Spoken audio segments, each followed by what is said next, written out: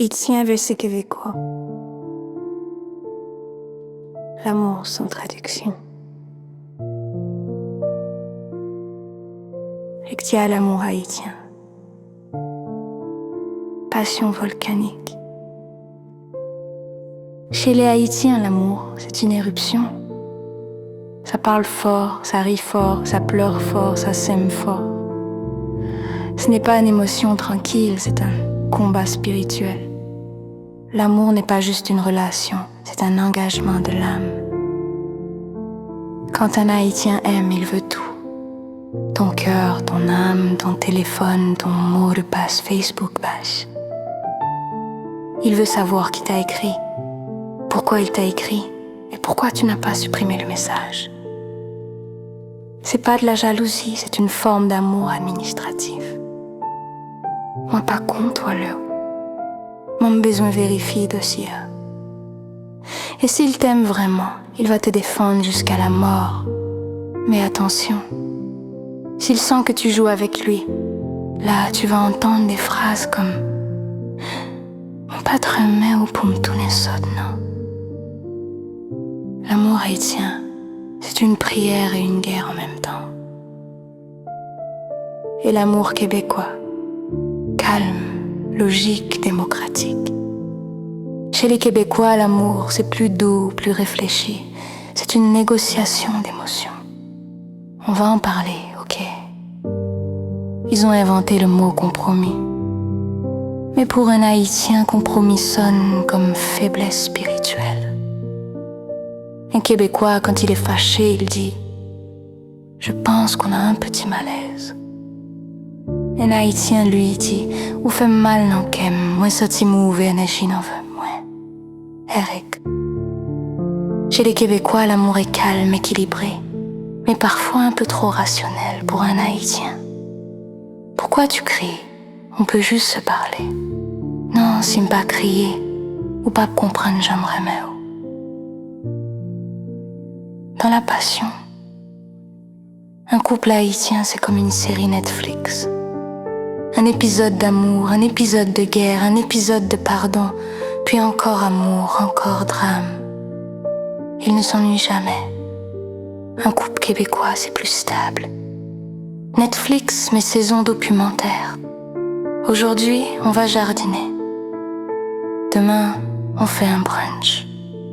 Mais attention. Quand un Québécois tombe amoureux pour vrai, c'est sincère, fidèle, constant. C'est juste que le volume émotionnel est plus bas. Pendant qu'un Haïtien crie « Moins reméo », le Québécois dit « Calme-la ». Ben là, je pense que je t'aime là. Oui, dans la maison.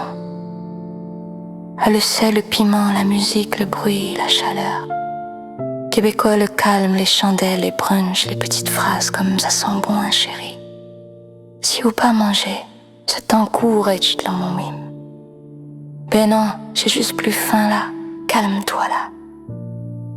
Un Québécois lave la vaisselle en silence, un Haïtien lave la vaisselle en chantant, en prêchant, en donnant des conseils de vie à la cuillère. Et quand vient la discussion sérieuse, le Québécois dit « On va se parler calmement, sans crier ». Le Haïtien dit « Non, faut qu'elle me vide, non qu'elle, sinon m'a pété. T'es belle, je t'aime, je veux juste être bien avec toi. Chérie, m'sou qui t'aime, c'est tant qu'au bon Dieu retire souffle moins dans l'estomac moins. » Le Québécois exprime l'amour avec douceur. Le Haïtien exprime l'amour avec drame et théâtral. Même un bonjour devient une déclaration. Et dans les textos, bonne journée ma belle. Pas oublier non, moins qu'on un garçon abgado, jodi à bon Dieu, va yo. Un couple mixté, choc et fusion. Quand un Haïtien sort avec une Québécoise, le résultat c'est du piment dans la poutine. Les débuts sont passionnants. Elle adore son accent, il adore son calme et rapidement. Elle veut un brunch, lui veut un bouillon. Elle veut relaxer, lui veut faire l'amour avec prière.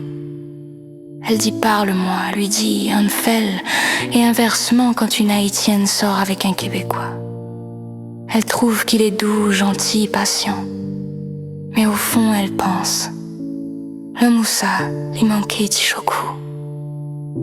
Parce que pour une femme haïtienne, un homme doit être un peu papa, un peu protecteur, un peu tête chaud.